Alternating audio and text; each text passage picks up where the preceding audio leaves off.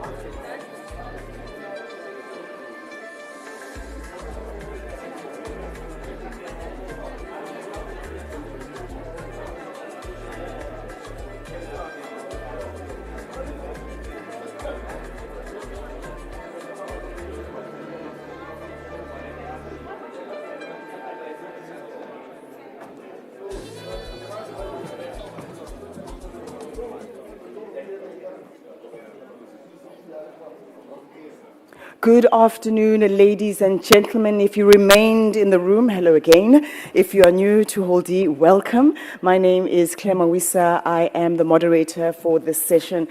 Glad to have you with us. We will start with our Mayoral Leadership Exchange, Building Africa's Financial Capitals through Smart Infrastructure and Urban Renewal.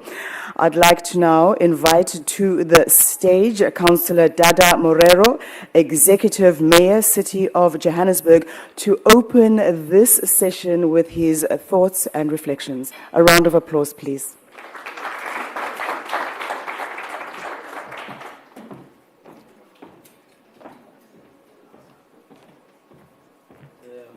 Good afternoon, and thank you, Claire, for the opportunity. I saw the mayor of Walvis Bay. Am I pronouncing it correct? Earlier on, he was saying he's with a delegation. I'm also with a delegation. With the city manager and the group CFO. They are here. You don't want them to see you. It's just and thank you, of course, for this opportunity to address you. And I just had a little chat with the mayor of Cape Town, who was wondering how was I able to pay off Eskom 5.25 billion rands immediately on Friday. So I did tell him the story. I will also share the story with you later, how I settled the Eskom debt. His Excellency James Muchiri, the Deputy Governor of Nairobi City County, I'd like to acknowledge you. Colleagues from government, the financial sector, development finance institutions, property industry and civil society, distinguished guests, ladies and gentlemen, good afternoon. It is appropriate that Johannesburg and Nairobi share this platform. Our cities are not simple large cities or municipalities. They are gateways through which capital, talent, trade, and innovation move across the African continent. Yet Africa's financial capitals will not be built by finance alone. They will be built by infrastructure. The financial capital is built below the ground as much as above the skyline. It is built through reliable water, stable electricity supply, safe and efficient transport, and broadband connectivity, as well as well-managed public spaces within the municipalities. Johannesburg is an interesting case study, or rather should I say it has a story to tell, especially about infrastructure that is smart, developmental, and resilient. This is not a story that is usually told. Now that Claire has given me the platform, let me tell our story. This is a story about infrastructure that has ensured that at least 99.3% of our residents has access to clean water. 96% of residents have access to sanitation services. And of course, if the built environment of Johannesburg could talk, it will tell you that 94.6% of households in Johannesburg have access to flushing toilets, and 92% of electricity runs through our city. Our city depicts a city of hope and dreams for all Africans, and I'm deliberately saying for all Africans. Houses are being built, and at least 82% of Joburgers have access to housing opportunities. Well, rating agencies tell a good story better. As you know, the rating agencies earlier this year gave Johannesburg a positive outlook.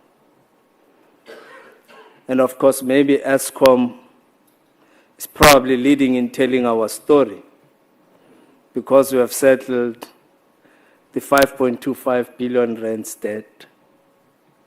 It's an important story to tell precisely because it is important for us to assure investors that Johannesburg has a stable electricity supply and it's able to meet its financial obligations. And this is a story about expanding our capital infrastructure to enable the strategic partners to invest in our ambitious infrastructure program, such as the development of the 12,000 kilometers of water pipeline. Johannesburg accounts for about 12,500 kilometers of water pipeline network. So it is important that we tell this story so that you as our investors would understand where we are. We understand that bulk of it is aged and requires refurbishment. And every day we are in the capital market in an attempt to raise funds to solve the leaks in our infrastructure. And we think by dealing with this problem, we will be able to reignite industrialization. And this approach, of course, it's in line with South Africa's cabinet-approved industrial development strategy. We've taken a view, therefore, to raise the necessary resources to refurbish and replace our pipeline, our water pipeline. Now, the question we do ask, do we have a smart infrastructure story to tell? And the answer is a yes, if not a big yes. It might obviously get me into trouble with those who will be coming as panel members late after my input. But yes, we do have a practical story to tell on the smart city of Johannesburg. Smart city in Johannesburg, yes, it is smart, it's practical, and it can be touched, seen, and heard. I say this because Johannesburg has the following. One, integrated its transport system through our last mile connectivity, such as optical fiber and Wi-Fi, and automated and integrated police enforcement management system. We have also ensured that Johannesburg Water improves the productivity by establishing an integrated water dispatch center that is more efficient in managing incoming notifications and can communicate spatially linked water incidents and requests to their workforce by the use of tablets. We have ensured that Johannesburg becomes a site for a number of private sector initiatives to develop precincts or satellite cities as smart cities.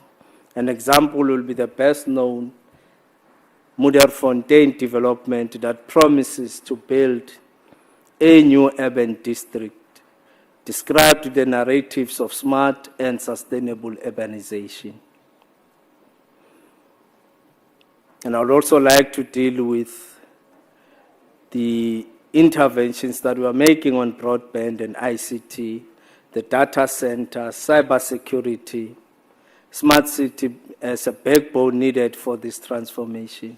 Community initiatives such as the Smart Pole project in our informal settlements at Slovo Park demonstrates how connectivity, lighting, public safety, and access to digital services can be combined. But technology must never digitize dysfunction. It must be tied to process, to redesign, inclusion, and accountable performance. A fellow co-speaker, His Excellency James Muchiri. I would like to argue that infrastructure renewal is not merely a municipal maintenance issue. It is an economic policy. It is a social policy. It is a climate resilience response. It is the foundation of competitive cities. And I'll make an example of Johannesburg in 2026-2027 budget, which we passed in May, a 97.1 billion budget. We've allocated at least 8.8 billion of that to capital investment or capital expenditure. And in the current year, and at least 25.3 billion over the medium term. So importantly, 60% of capital investment is directed towards historically marginalized communities. You understand the spatial planning of the past apartheid system had created an environment that those that are historically poor and those that are in the middle class are separated. So as a result, Johannesburg is engaged in a program to restitch the city together. And this substantial investment will also assist us to be able to deal with our challenges moving forward. We do accept that we cannot budget our way out of our 220 billion backlog on infrastructure using only our municipal resources. Therefore, we need to partner with the private sector, with banks, financial institutions, and national government, especially the infrastructure fund, in an attempt to try and deal with the backlog that Johannesburg is faced with. We must combine reform, prioritization, and credible project preparation and partnership. And what does this mean for us as Johannesburg? One, it means to protect and renew the infrastructure we already have or own. And renewal must be driven by asset condition, service risk, and economic consequence, not only by political visibility. A new facility cannot be called progress if the network feeding it is failing. We must strengthen risk-based maintenance, high-impact service operations, asset data, and accountability for repeat failures. Every rand spent must reduce service risks and extend the productive life of the asset. Secondly, we are saying reform the trading services that underpin the city. And we do believe that new money cannot simply be poured into unreformed services. So the city of Johannesburg is undertaking through National Treasury what we call service entities reforms, looking at city power, Joburg water, and our waste business. And the intention, therefore, is to make this institution to be more productive and more efficient, including ring-fencing the revenue of water, electricity, and waste to those entities and businesses. Thirdly, we want to deal and treat urban renewal as an economic and spatial transformation. And we see Joburg's inner city not as a collection of isolated buildings, but as a productive urban system. We are undertaking the Archbishop Desmond Tutu precinct, a precinct planning process, and is one of the practical expressions of this approach and integrating heritage, mobility, walkability, public spaces, local enterprise, and investment within a clear implementation and urban management framework. Renewal must combine law enforcement and building compliance with affordable housing, safer streets, reliable public transport, and support for traders, adaptive reuse, and private investment. So urban renewal cannot become an urban exclusion. And it is important to underpin or underscore that point, that urban renewal cannot become urban exclusion. Because it's important that as we build these cities, we include, or it becomes inclusive to all of our people. The existing residents, workers, and businesses of a precinct must share in the value that renewal creates. And lastly, turn public transport corridors into investment corridors.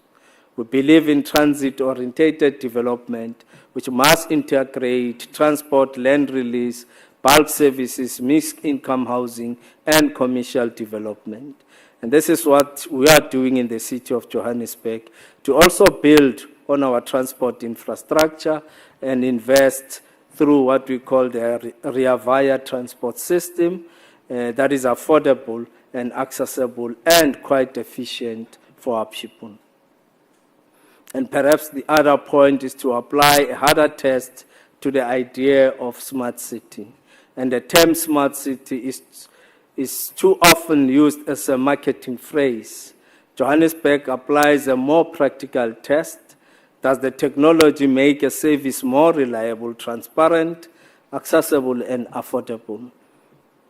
A smart city detects a leak before it becomes a crisis.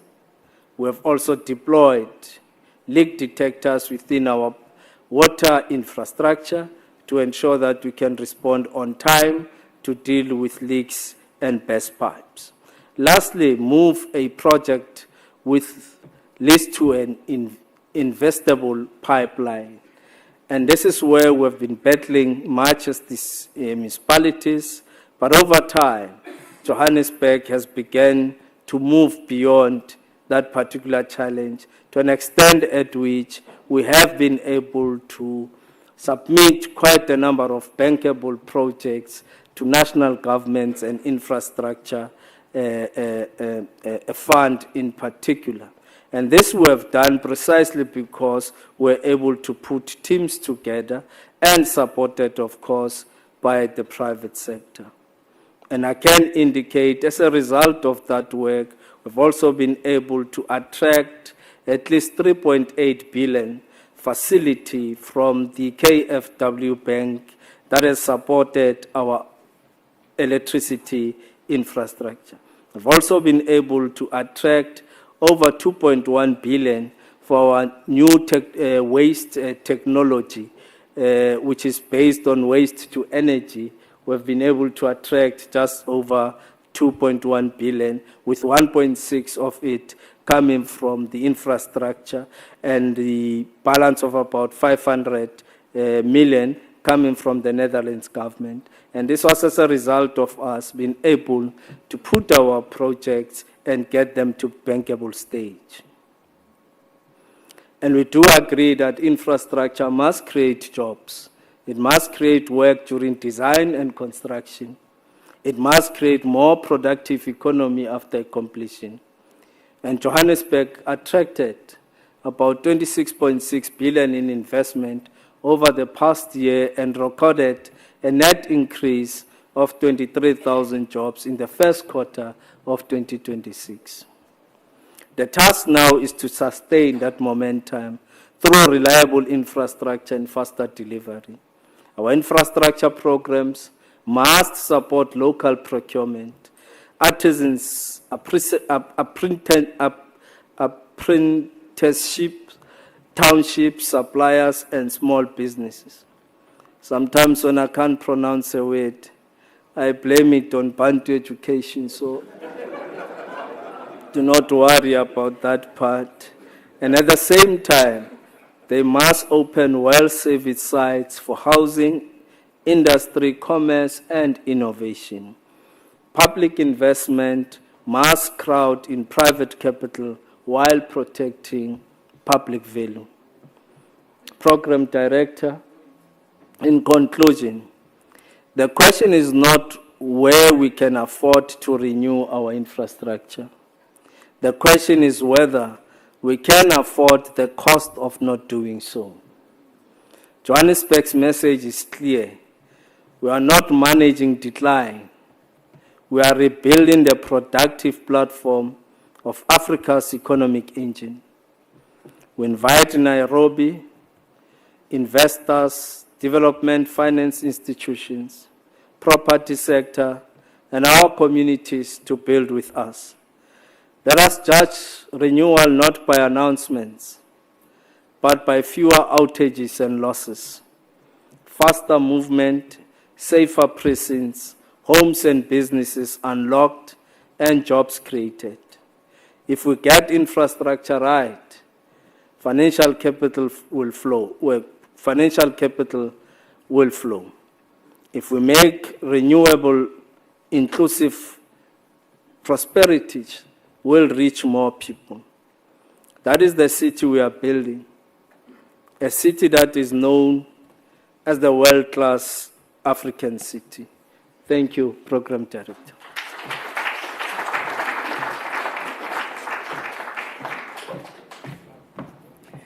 Thank you so much to the Executive Mayor of the City of Johannesburg, Councillor Dada Morero. We move on to our next speaker, and I'd like to say to them, Mchana Mwema and Karibu, Cape Town, to His Excellency James Muchiri, Deputy Governor of Nairobi City County, Kenya.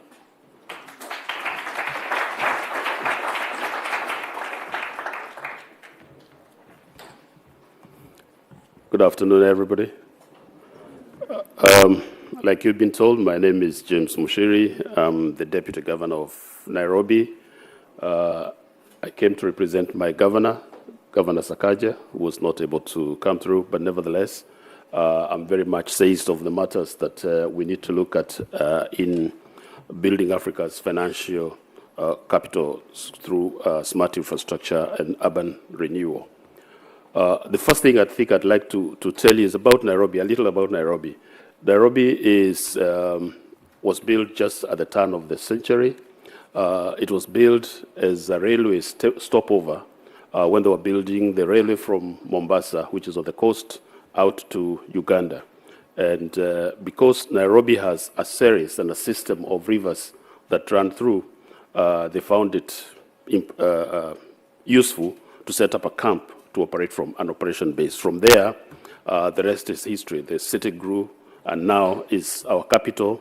It's a significant city in the East African circuit and in fact in Africa, and has a very significantly important UN center, as you know.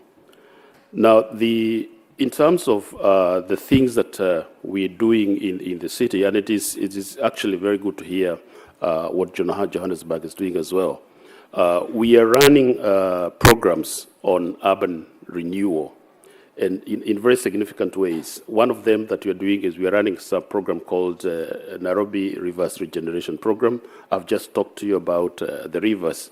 Now, over time, as the city developed, the higher parts of the city are what was developed, and the areas next to the rivers were left out because the thinking at the time of the city fathers was that those should remain to be the green spaces within the city. But ultimately what happened with growth of population, with migration from the rural areas into the city, informal settlements started developing in those areas. So it turned out now what would be the prime real estate in the city, the space next to the river, which has greenery and all that, is cleared and was developed without significant urban planning.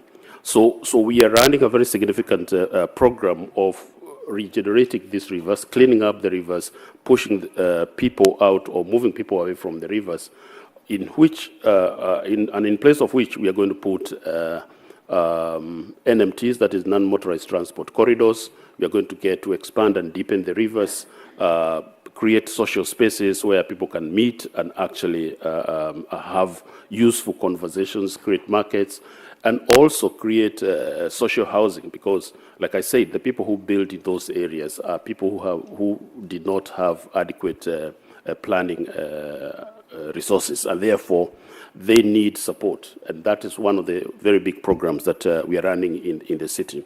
In addition to that, as the city grew, there was a bit of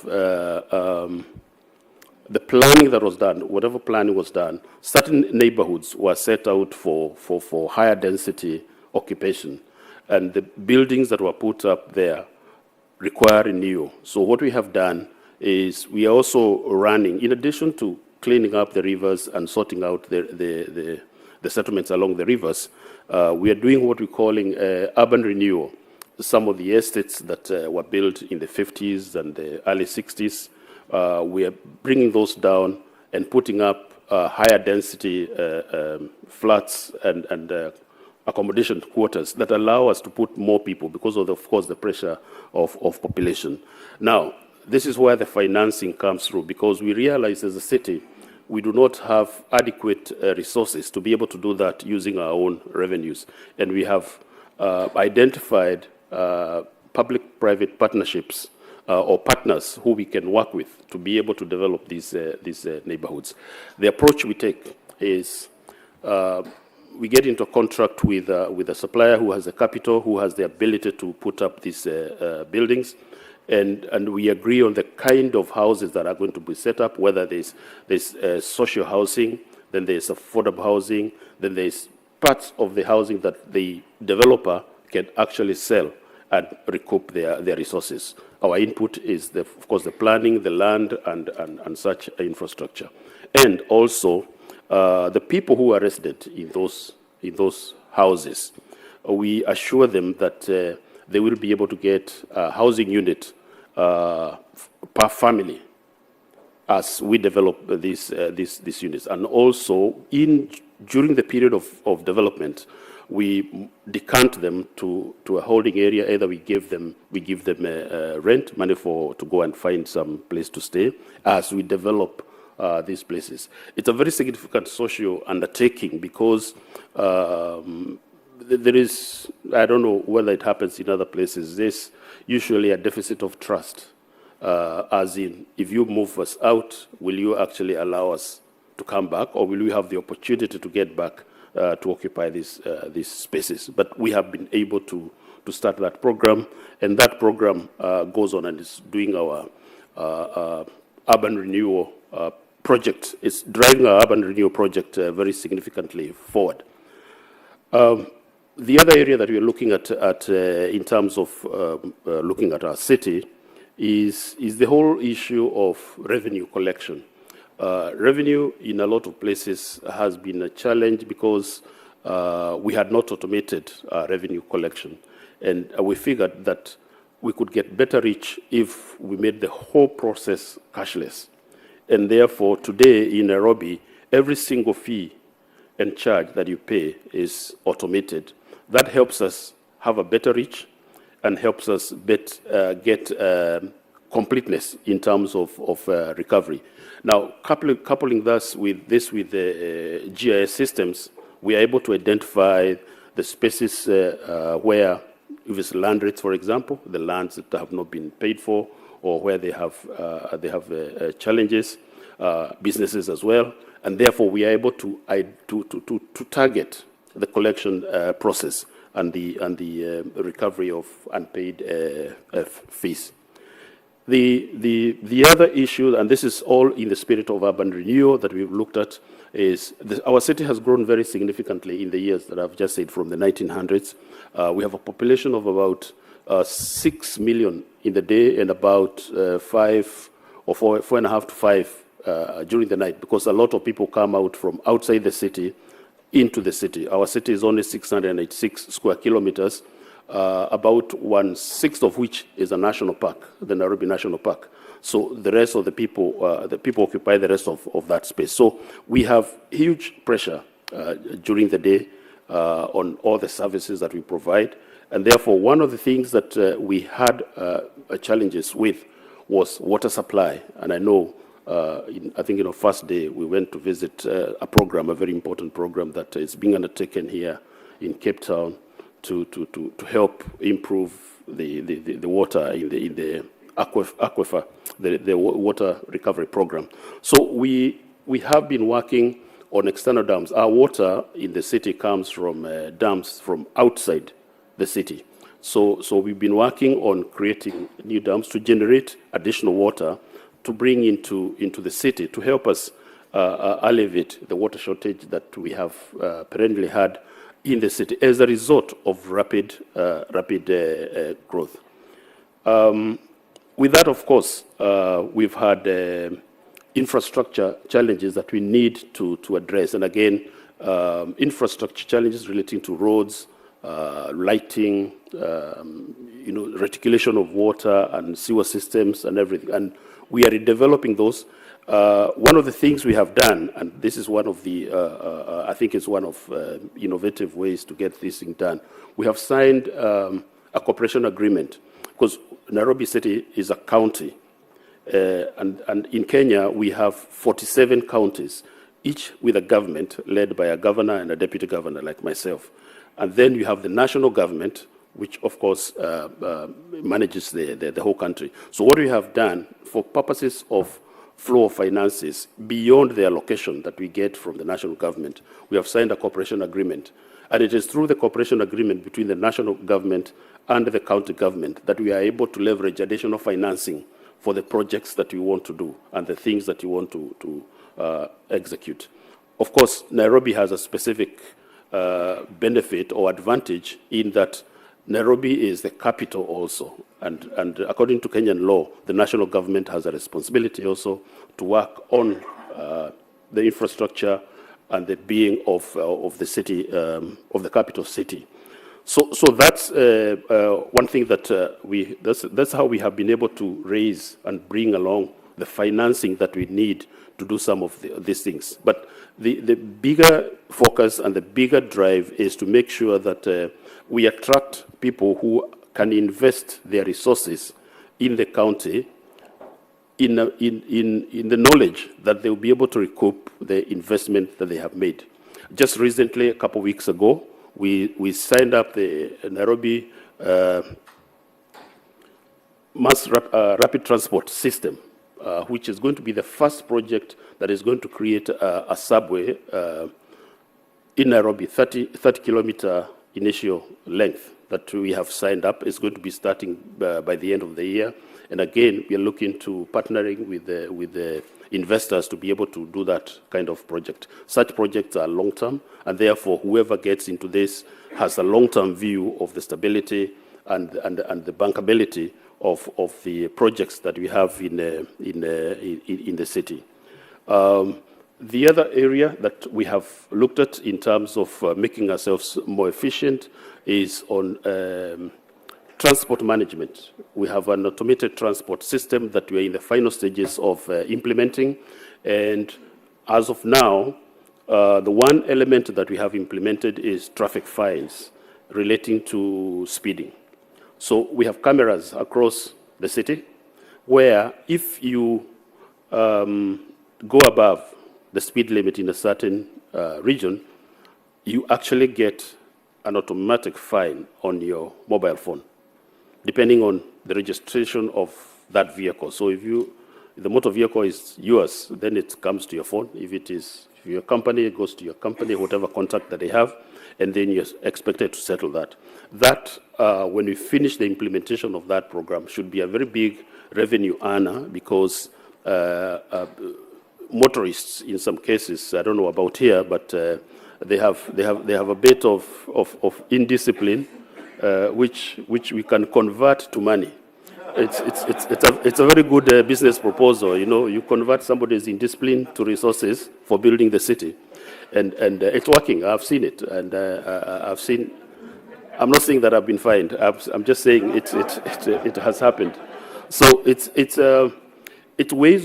innovative ways of raising revenue, because cities need to develop. Cities need to keep expanding, and they need to keep adjusting to the challenges that they face on a day-to-day basis.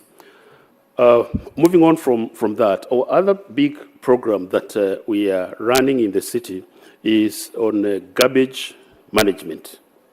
And you know, collecting garbage, for those of you who manage cities, you know, it is a big challenge because you have to create discipline again from the households to the people who collect the garbage, to where it is delivered, to what happens to it after that. And we have, again, through the relationship with the national government, we have partnered with an external supplier who is able to arrange to collect garbage from all our estates and then go and sort it out and process it. A lot of it, that program is going on, it's not complete. So we have not gotten to the end, but we have seen where it has worked. We have seen it. Actually, it's a company we have partnered with from Ghana. They're doing it in Ghana. And they take the waste, which is not sorted at household level. In Nairobi, we don't sort at household level. Hopefully, we'll get to that point, but as of now, we don't.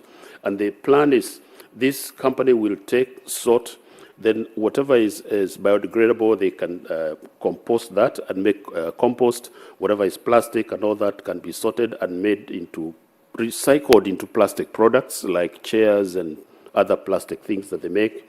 Aluminium and such things can be sorted out. And then the final bits that cannot really be sorted into anything, that is what will be converted into a waste to energy program. Now, the reason why we chose that model is because if you take all of it and start saying that you'll convert all your waste, and I know there are countries in the world that do that, the energy required to convert all that waste to energy is a lot more than the energy you'll get. The cost differentials will not make sense. And for a country like Kenya, our energy is 94% clean energy. That's the level at which we have, because of our solar, hydroelectric, geothermal, and all that stuff. So we have very high levels of performance. So we realize if we go to just converting everything to energy, we'll not be able to deliver on the expectations of clean energy. So that's why we want to first of all recycle before we create energy through the waste to energy conversion. So the point I'm making with these examples is that cities have to transform, and cities have to look at infrastructure in different ways, because even also the people that live in the cities have different expectations as time goes by. You've got to be more efficient, you've got to be more reliable, you've got to be more predictable, and therefore we cannot continue expecting that you'll fund the activities of the city purely on taxation. There's a limit to which you can't tax people beyond. Otherwise, you'll get resistance, you'll get all sorts of outcomes. So you must be innovative. And to be innovative, then you must, as a city, you must show that your governance process is credible, is predictable, and it is reliable. That way, then you'll be able to attract funding and support from external parties who would then want to invest in that setup. Nairobi has got very, very high potential for redevelopment because for a long time, like I said, there had not been any housing development. In fact, the national government itself, in addition to the work we are doing as a county government, they are also running a very significant affordable housing program across the country. But a lot of it actually is happening in the city, because that is where the biggest demand is. Usually, when you do affordable housing, a lot of people in the countryside, as I see it, and this is my view, they tend to be comfortable with the dwellings they live in. And some of us have traditional dwellings, which they are happy with. We are happy with, because we are looking after cows and such other stuff. So we don't really need a building in one place. Pastoralists in our space, for example. But in the city, people need credible, predictable, clean, safe dwellings that they can live in, that have facilities, they have schools, they have markets, they have hospitals, they have fire stations and stuff like that. So that program that is being led by the national government, a lot of benefit is coming into the city. The fact that it's coming to the city is because we, as the county government, can provide land. We have the land because we own the land. So you see, we are trading off various assets to be able to deliver on the improvement and the change in the city as we want to make that transformation in Nairobi happen. And therefore, the investment unlocks a lot of economic activity, because then if you have a functioning city, if you have a city that can provide services efficiently, I just said we automate the revenue collection, people can pay their services from their offices, from their homes, from their businesses. They do not have to come into City Hall to transact, which is what used to happen in the past, actually.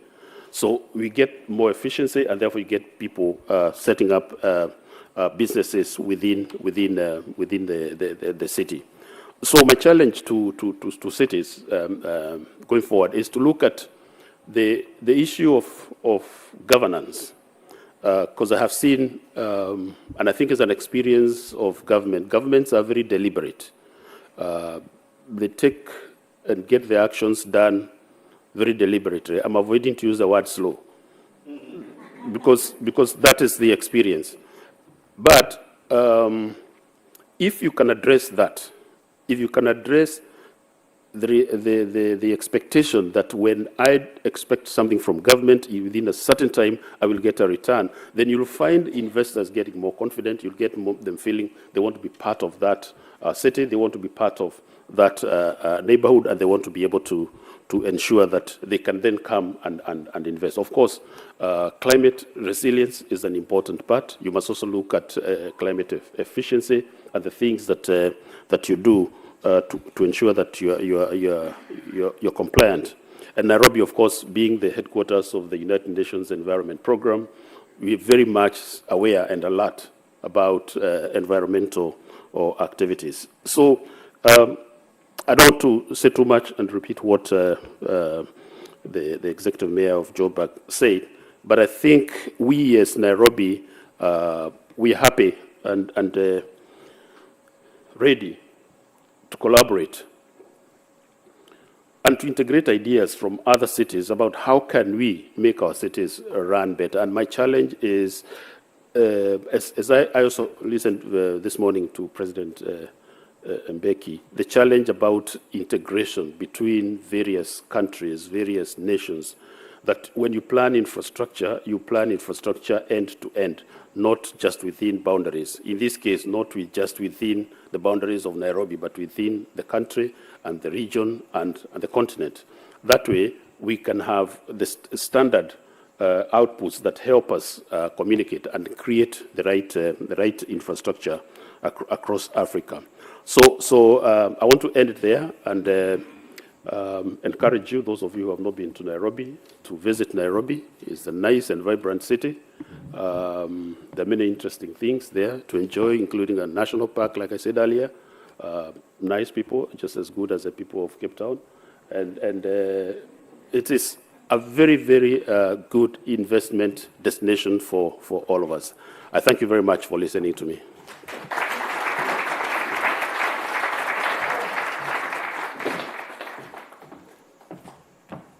I'm available to come to Nairobi. I think I've got a room full of people that are happy to come with me. Thank you so much.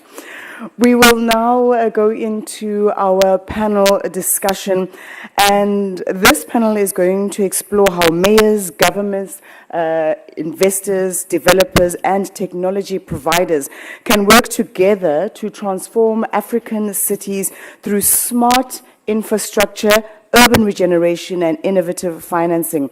We'll also discuss practical approaches that can revitalize established urban areas, improve municipal services, unlock private investment to position African cities as competitive financial and commercial capitals.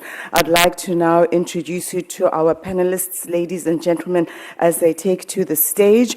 Ms. Hareg Bekele, Country Manager, South Africa, United Nations Human Settlements Program. Please take the stage. Don't be afraid to give her a round of applause.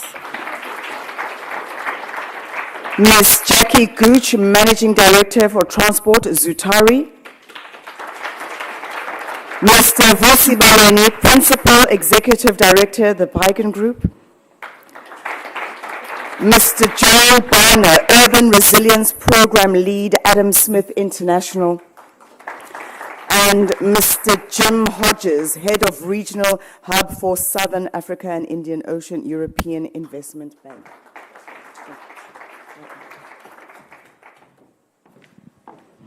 Thank you so much. I saw you wanted to steal my chair there. Thank you for not doing that.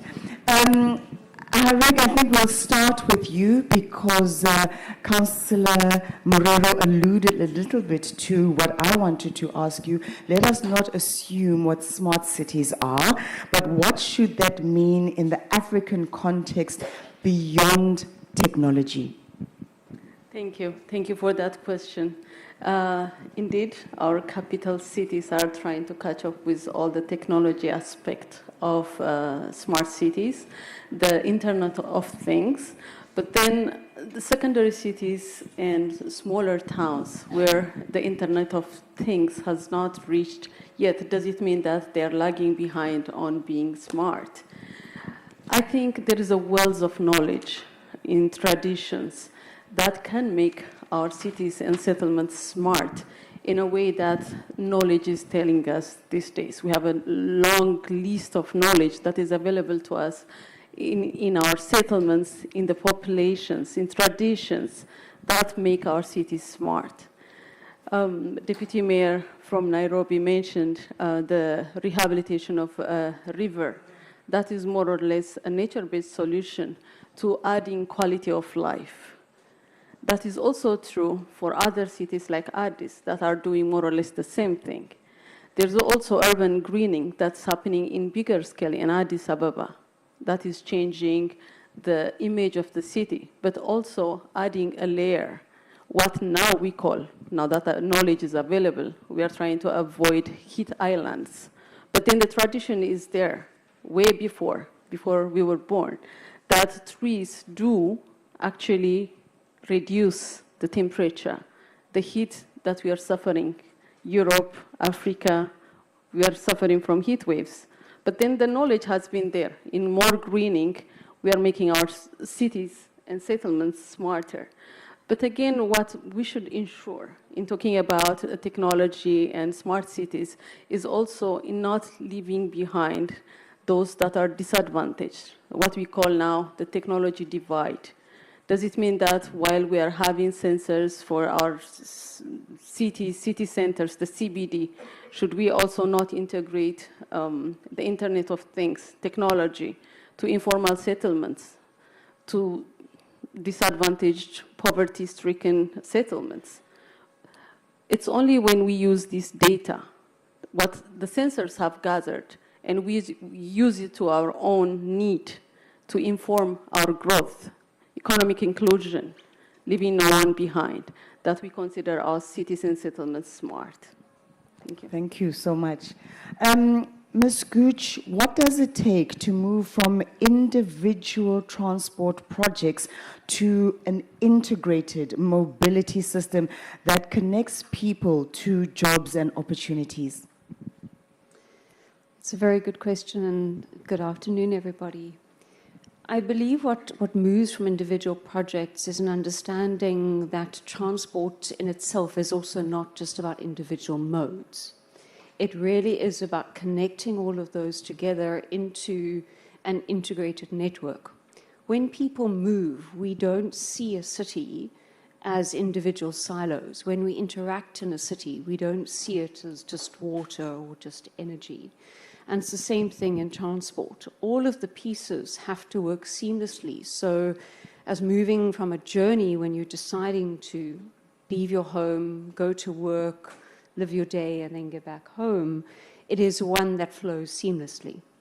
And at the heart of that, I think, is the planning. So we do not plan and shouldn't be planning as individual modes. It is planning the network as a whole and understanding that when you, as a user, is interacting with that, you have the choices available for you. There are modeling capabilities. There are aspects in terms of the data and the technology that we have nowadays that enable us to plan a city to be able to respond to the aspects of congestion, of the travel demands and the needs of different users, and also appreciate that not only is it about individual movement, but the logistics aspects and being able to move goods from farm and agricultural areas into the ports through the environment to help to make those cities economically active and vibrant and grow. Thank you. Mr. Baleni, in your experience, what would it take to turn underutilized land or declining CBD back into a functioning economic hub? Thank you very much for the question, and I think good afternoon, everyone. Look, I think in our experience, and I think to a degree I'd echo what Jackie said in and around the importance of planning. So I think the initial part is ensuring that there's a common vision in and around what it is that we want to see and what we want our cities to look like. So it starts with the vision, and then following from vision, it's then a matter of then planning and identifying opportunities within cities. So identifying where you have underutilized land, underutilized properties, and how that integrates with your key nodes in any city center. So in essence, and then from that point on is then to say that once that planning is done, then the next step is then to then go about in implementing individual projects with the resources that you have at your disposal. And I think that implementation of projects that with the resources that you have, just that demonstration of being able to implement, I think then starts to also give the funders also a little bit of comfort around the capacity to deliver. So yeah, I think from my point of view, I think that is then what you need to do in order to maximize and I think deliver on underutilized land and underutilized properties in delivering long-term sustainable solutions in an inclusive manner. Thank you. Dr. Bana, what must cities do differently? And we've heard it being said here on the stage that government funding can't do it alone. So what do cities have to do to make their infrastructure and regeneration projects attractive to private investors? Thank you very much, Claire, and good afternoon to everyone. So maybe just as a little bit of background, what we've been doing as the UK government through the Urban Resilience Programme over the last 2 years has been working with very targeted cities and municipalities in South Africa to exactly do that, prepare a number of projects that can then access capital through other DFIs or also through the commercial market. I think very quickly, I just want to touch on 3 things that we've picked up.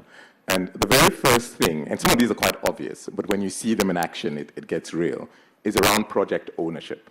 And project ownership at the city and the municipal level. So we started with a very long list of projects, which we've whittled down to about 4 or 5 projects. And the interesting things are that the ones that have moved forward have had very strong institutional ownership from the cities.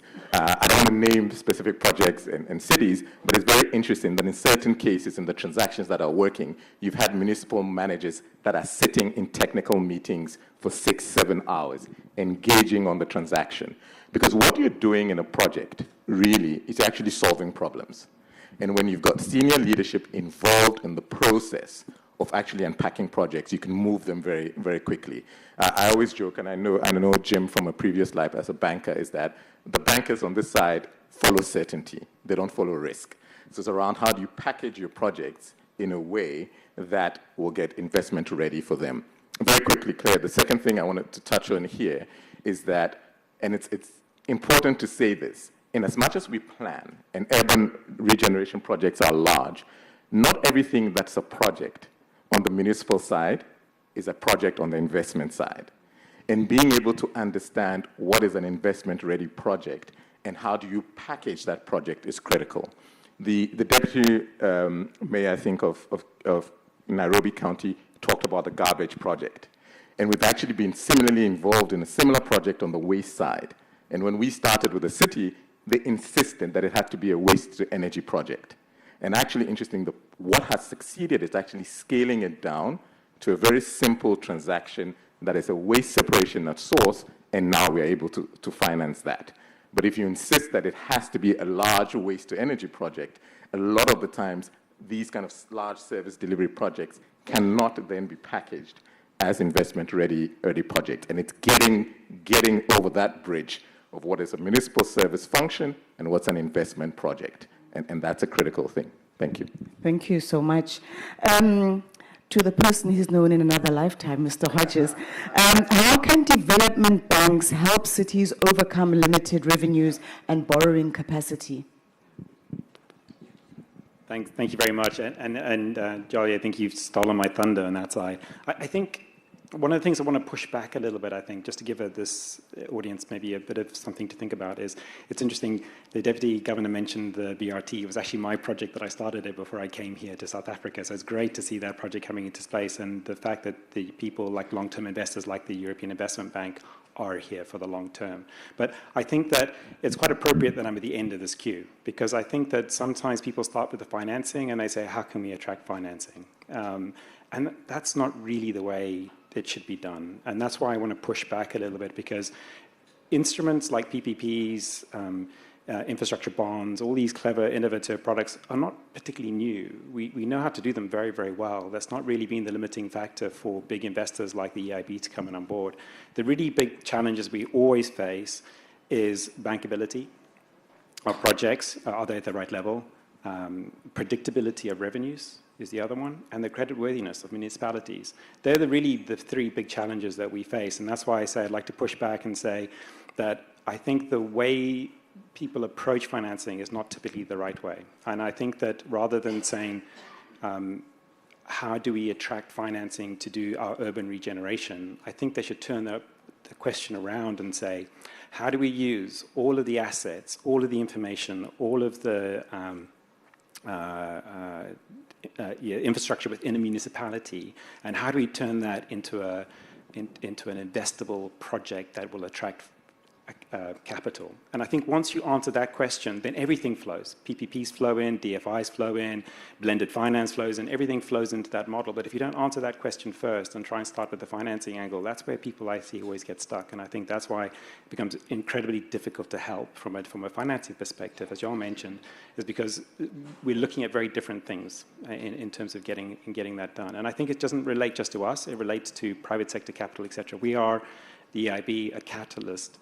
So we only do 50% of funds, but people know when the EIB is involved, we're using European standards, we've got a very high standard of project, and we attract a lot of private capital in behind us. And that's why we've been working with people like the DBSA since '95, IDC, and also very big banks within the country. We signed a deal with First Rand just recently. So I think I would turn the question around and push back a little bit and say municipalities should, rather than look at their asset register as an asset register they maintain, they should look at it and say, how do we turn this into a pipeline of investable projects going forward? You heard, I like that. Starting with you, Mr. Hodges, just looking ahead, which infrastructure investments do you think could have the greatest impact on Africa's cities over the next, say, decade?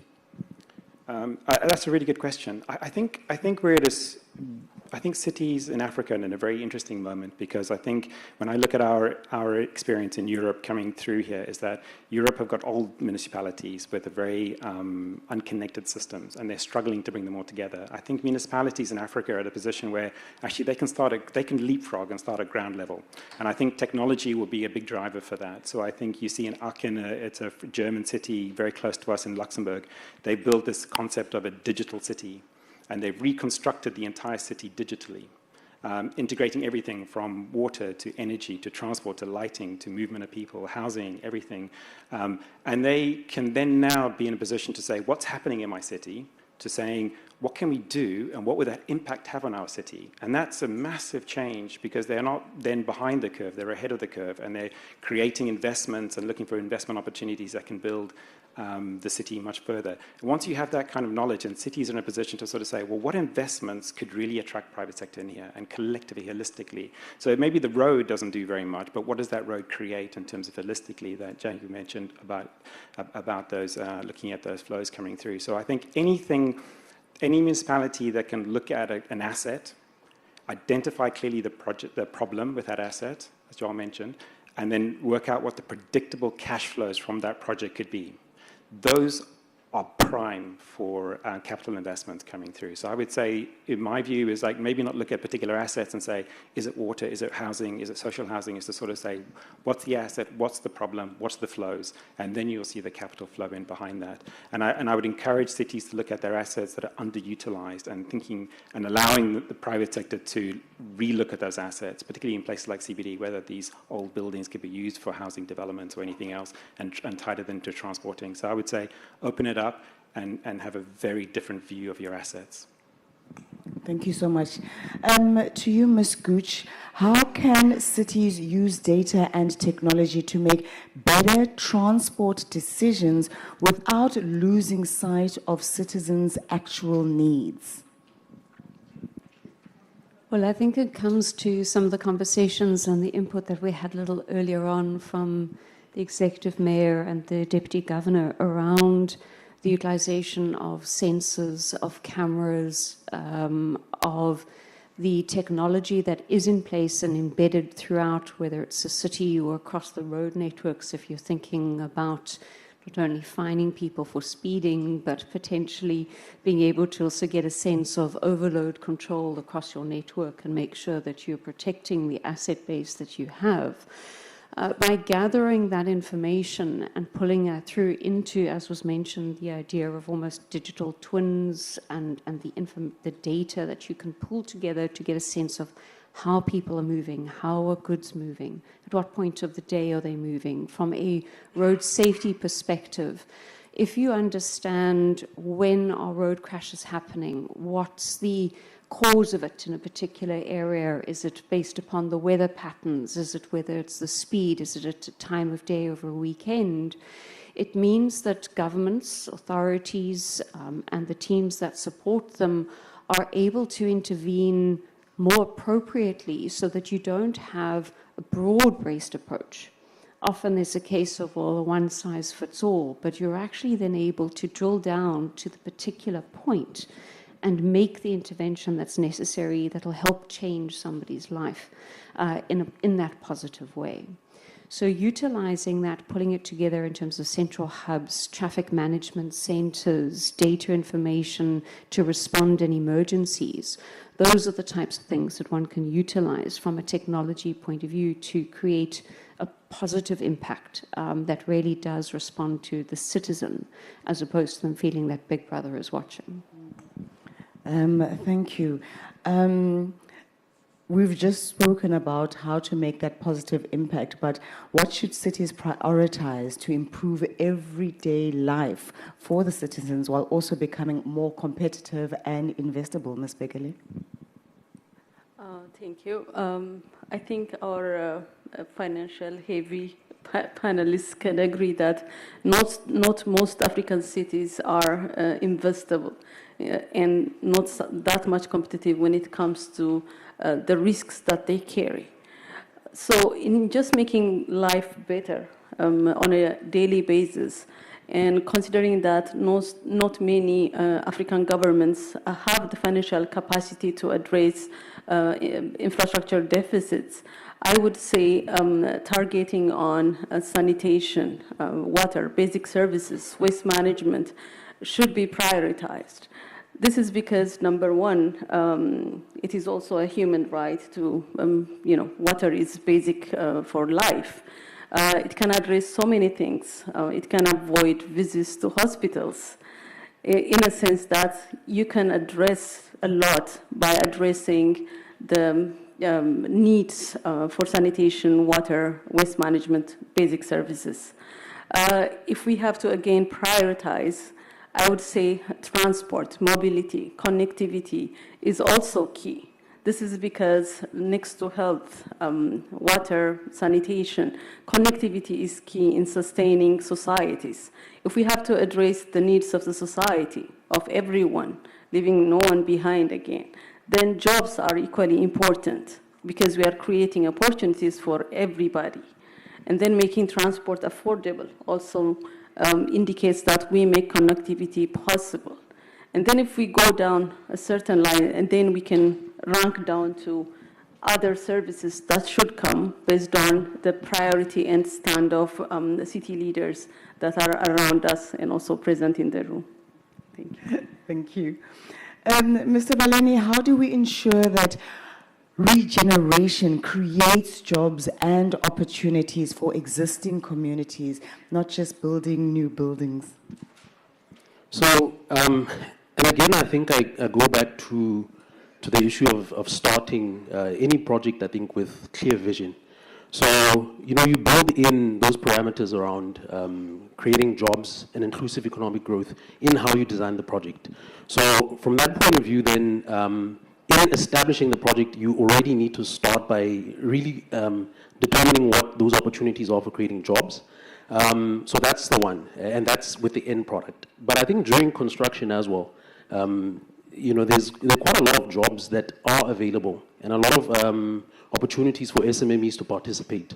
And I think I bring this up because what we found is that, in essence, that stage of the project where there's a lot of capital that's flowing tends to create a lot of opportunity for small businesses to participate, and then in the long term, then really grow. And I think the CEO of the CIDB was here earlier, I think, talking around just the importance of small entities really getting involved and essentially growing through the duration of the project. But I think in essence, inclusive economic growth, I think, is an imperative, especially in a country like South Africa. So therefore, that then has to be built into how you design a project and its outputs. Thank you. Dr. Bana, I think we'll give you the last question. We did ask Mr. Hodges a bit earlier, but maybe this is another take on that question. If you could give African mayors one priority for the next 5 years, what would that be? Wow, thank you, Claire. How much do I have time for that? Two, yeah. I think very simply is it's got nothing to do with infrastructure. It's actually to sort out your city and municipal systems. And it's been mentioned very quickly. I don't want to get into a long thing around the projects, but some of the projects we have can't move, and the Honorable Executive Mayor mentioned it, because we can't even ring fence energy and water services. So we are doing a big project in Mpumalanga. It can't move forward because we cannot even determine certain things. So to the extent that municipal and city systems can be sorted out, private sector capital projects would flow. But a lot of the time, and I think that's what Jim was saying, we start with, we've got a project and we want to get it financed. But are we even ready as a system, as a city? Do we even understand what an investment-ready project is? what does it need to get to that point. So if I had to give one priority, and I think a lot of the cities, we are also working actually with City of Joburg and others on smart meters, etc., is actually to start at that point, and then as you move forward, you'll get into the actual transactions and the projects. I hope you agree with me. Are you happy? Yes. Thank you so much to the panel. Today's discussion has also reinforced that building Africa's financial capitals requires more than isolated infrastructure projects. It requires integrated urban strategies that connect infrastructure investment with economic development, property markets, mobility, digital transformation, and quality of life. I'd like to thank my panelists once again, Ms. Harek Begele, Ms. Jackie Gooch, Mr. Vusi Baleni, Mr. Joel Bonner, and Mr. Jim Hodges. Thank you so much, ladies and gentlemen. I can release you from the stage. Thank you all so much for attending this panel discussion. That is how it concludes. I know we have one more panel discussion session. If you'd like to remain in the room for the next panel, please stay seated. But I do know there are other discussions in the other spaces. Thank you once again for your attendance and for your attention.